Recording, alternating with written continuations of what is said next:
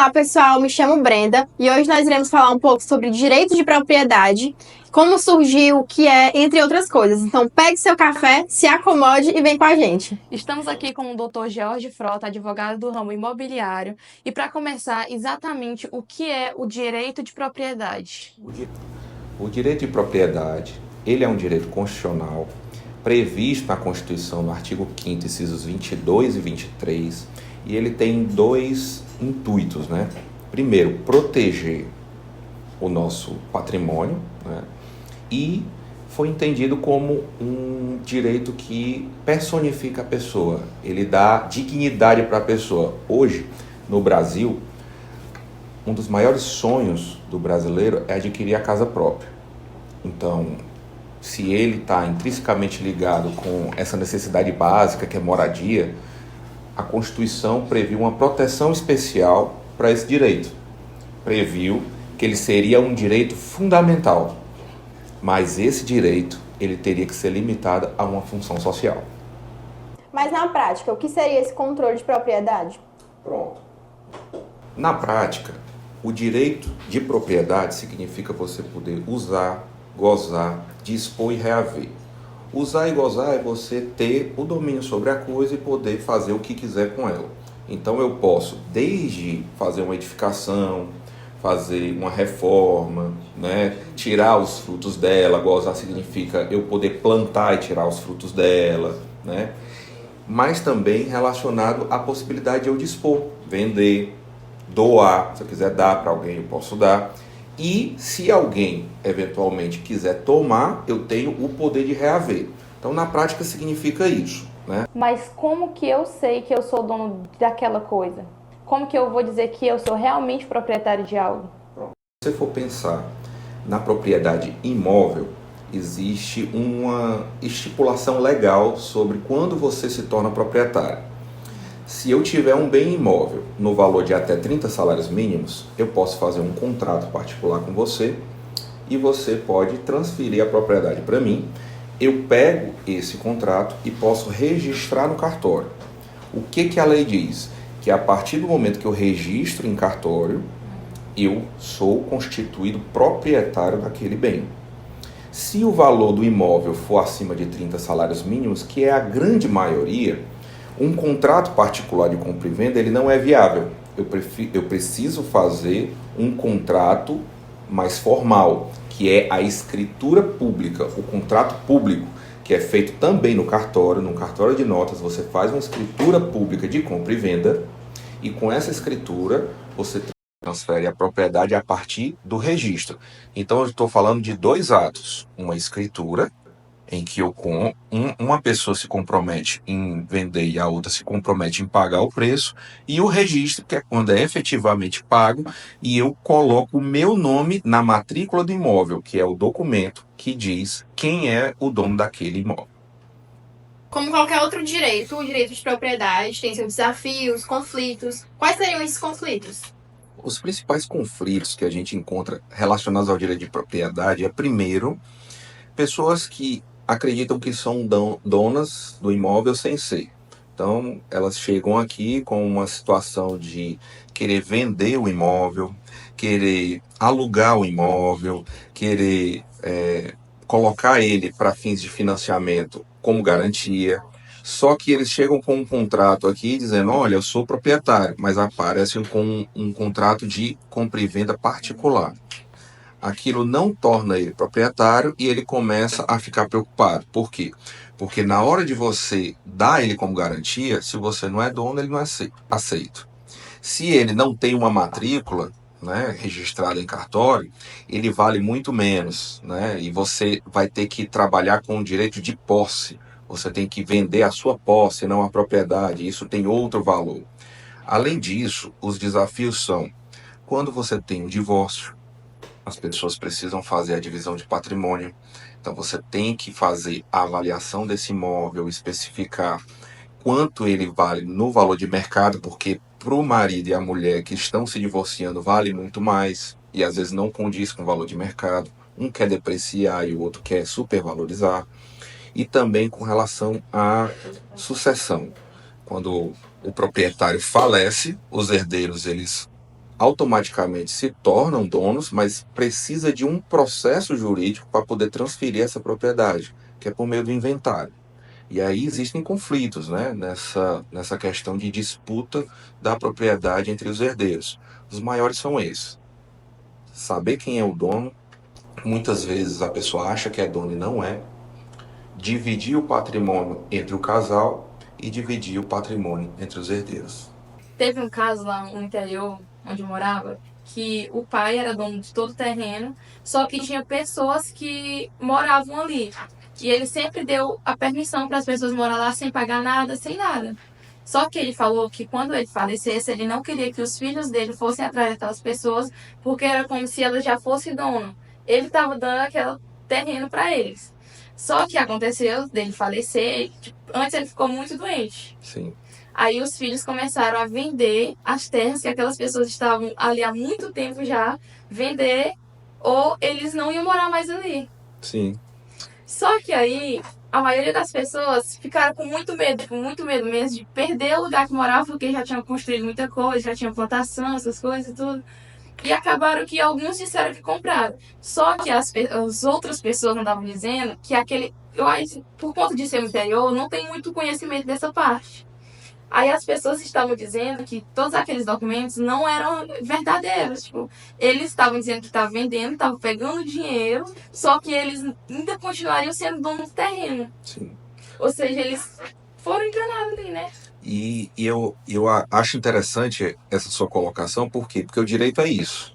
Ele surge por meio de um conflito. Você está ali com uma situação que não se amolda exatamente àquela regra. A gente está falando aqui que transferir a propriedade é por meio de escritura, só que alguém prometeu dar, o outro prometeu receber, uma outra pessoa começou a vender, que tinha documentalmente o terreno, mas de fato não era.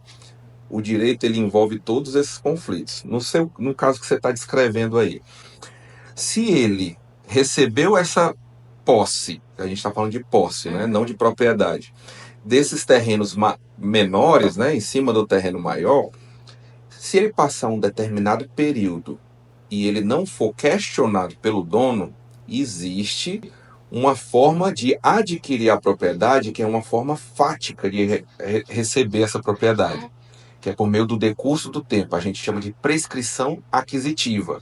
E como é que eu regularizo isso? Por meio da usucapião.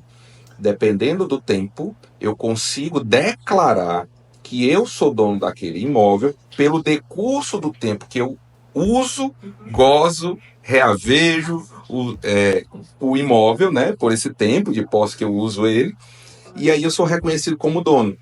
É uma das formas de aquisição originária da propriedade. Não interessa mais quem é dono. Eu sou o dono porque eu passei determinado lapso de tempo naquele terreno ou naquele imóvel, e aí passou esse tempo, eu tenho uma prescrição aquisitiva. A propriedade de quem quer que seja prescreveu e eu adquiri originalmente o imóvel. A gente diz que a ação de usucapião é ação declaratória.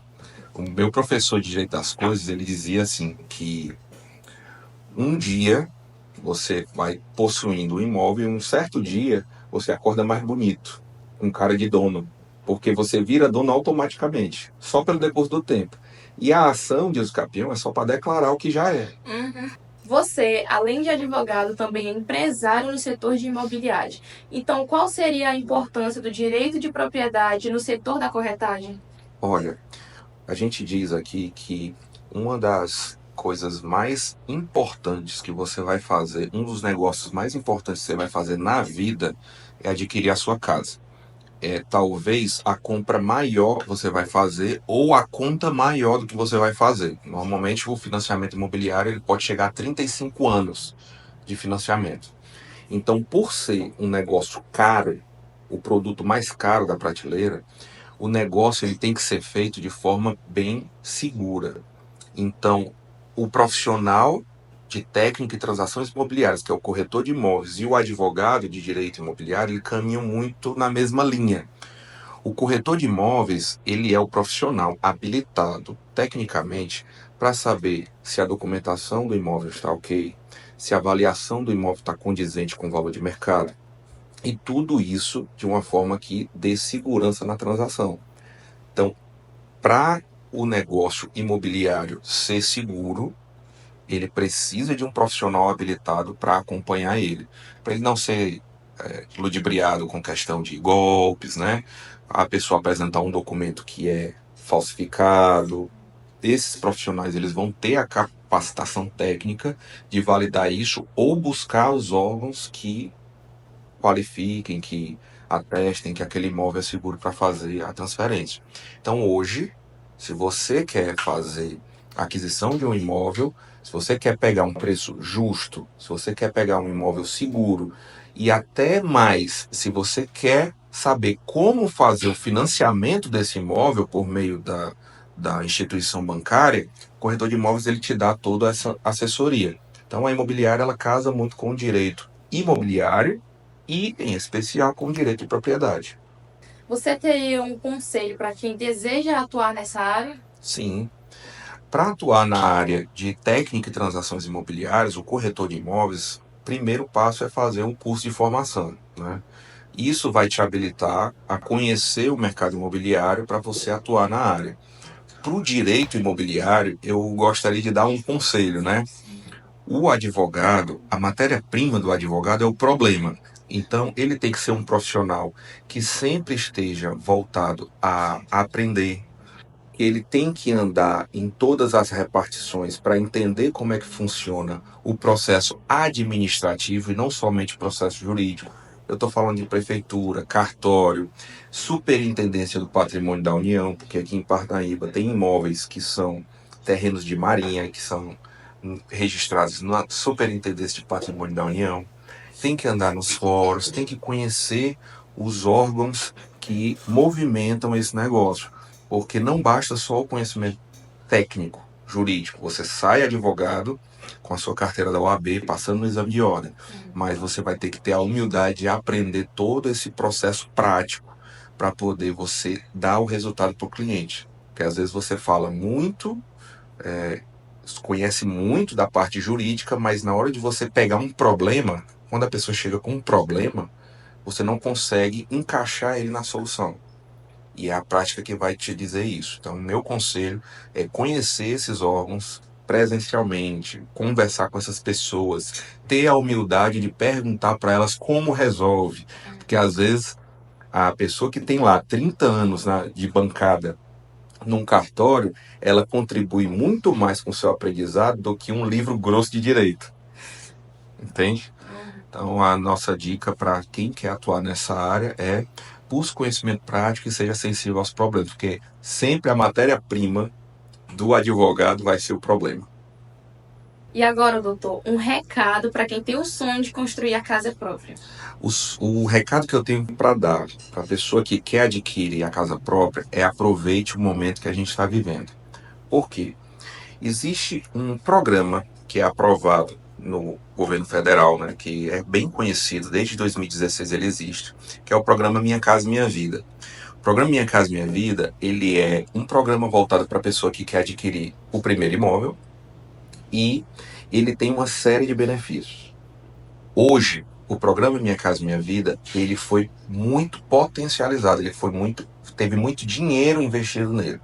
Uma pessoa que quer comprar o seu primeiro imóvel, se a gente estiver falando de um imóvel em torno de R$150 mil, que é a base de imóveis que começam a partir mais ou menos desse valor, dependendo da situação socioeconômica da pessoa, ela pode receber de subsídio do governo, o governo paga para ela comprar a casa dela até R$49.500. Então, no imóvel de 150 mil, a gente está falando que a pessoa iria financiar R$100.500. Além disso, quando você vai fazer o financiamento imobiliário, a taxa média de juros do financiamento comum é 10, 11% ao ano. E isso é muito bom. Por quê? Porque ele é abaixo da taxa básica de juros. Então, já é um financiamento que é subsidiado, digamos assim.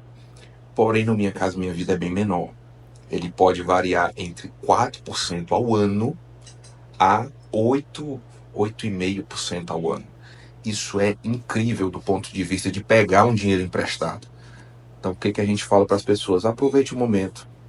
Não espere ter uma condição financeira muito folgada para poder investir na sua casa própria. A gente tem pessoas que com um salário mínimo saem daqui com a casa própria, com um contrato assinado. Dependendo da situação, mais uma vez, socioeconômica, a pessoa tem uma série de benefícios, mas sempre a pessoa sai com uma vantagem na hora de adquirir. Então aproveite o momento. Estamos chegando ao fim da nossa conversa. Eu gostaria de agradecer ao Dr. George Frota, ao escritório Cisne Frota e à Visa Imobiliária que abriu as portas e nos recebeu tão bem.